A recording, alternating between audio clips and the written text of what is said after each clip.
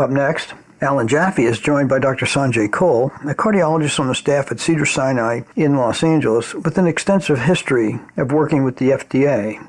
They cover the case against personalized medicine in acute coronary syndromes. Dr. Kaul, welcome.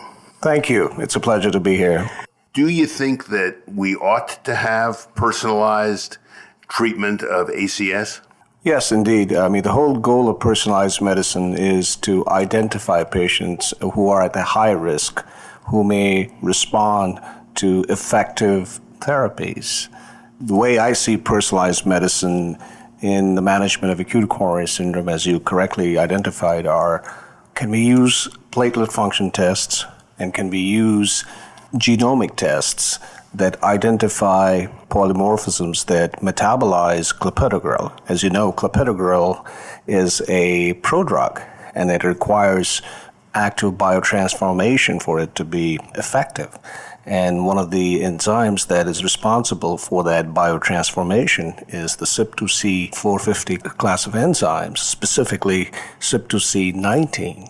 And there have been polymorphisms identified that are associated with poor metabolism of clopidogrel. So if you have inactive clopidogrel, patients are not going to respond to the antiplatelet effects of clopidogrel. Therefore, they might be at high risk for ischemic and thrombotic events.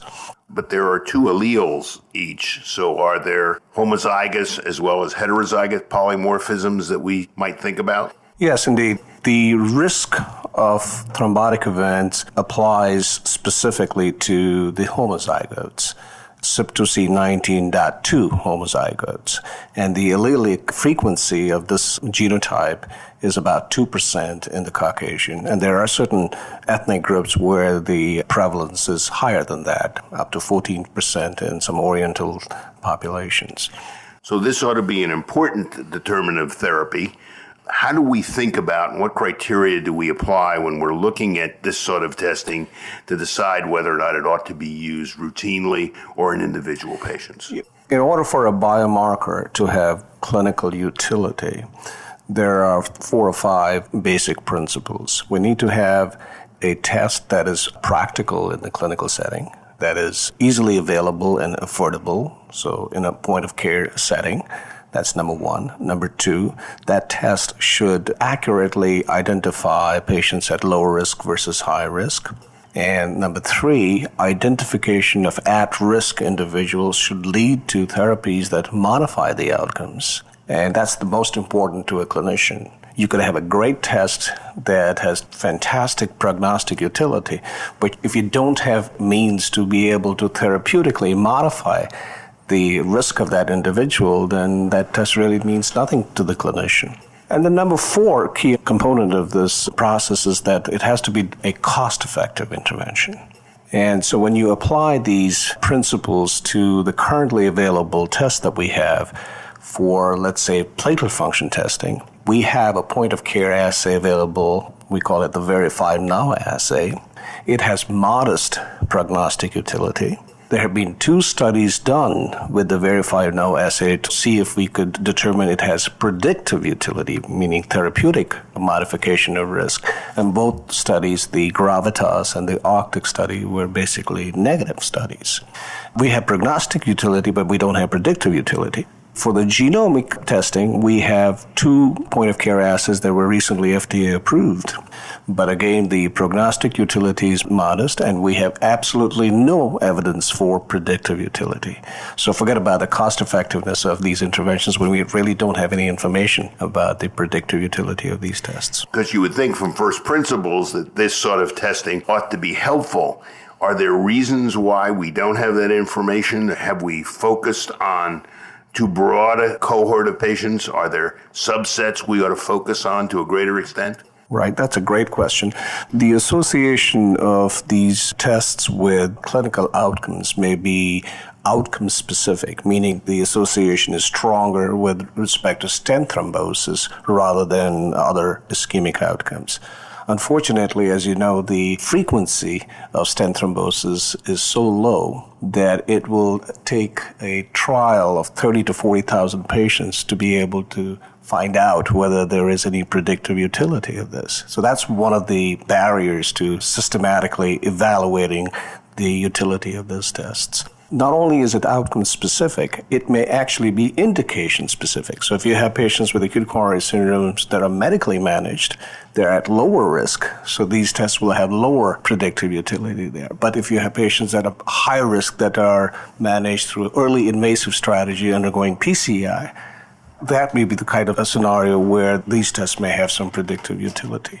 And it's also the timing. If you enroll patients after they have been stabilized following an acute coronary syndrome, then their risk is low. And so it may be difficult to design studies in a cost-effective manner to be able to systematically evaluate these tests. Although we don't have all the data, it sounds as if you personally, in managing patients, might be inclined to rely to some extent on this sort of testing in the early patient who's undergoing PCI, who you think has high-risk anatomy. Is that a fair assumption, or is that still too premature? It is still too premature. From a pure science of medicine perspective, at the current time, there is insufficient evidence to recommend either platelet function testing or genotype testing routinely in all patients. But we don't have to have high quality of evidence for everything that we do in clinical practice. If we were to just focus only on those evidence-based interventions, we wouldn't be able to practice clinical medicine. So from an art of medicine perspective, yes, there are individuals where these tests may have some utility. I would say patients who have had recurrent events while on clopidogrel would be the obvious candidate. And number two would preemptively, if there is a very high-risk patient, a diabetic with multivessel disease, having an acute coronary syndrome and undergoing a stenting, especially if it is a ostial LAD or a left main stenting, I might consider the use of these because that would help inform the type of intervention and the choice of antithrombotic intervention that I may consider. So it sounds actually like you're an optimist in the long term about the use. It's just a matter of culling the appropriate subsets. How would one do a study even looking at that? That's the $64,000 question. Does the industry have the resources to do the right study in the right environment? It's a difficult proposition.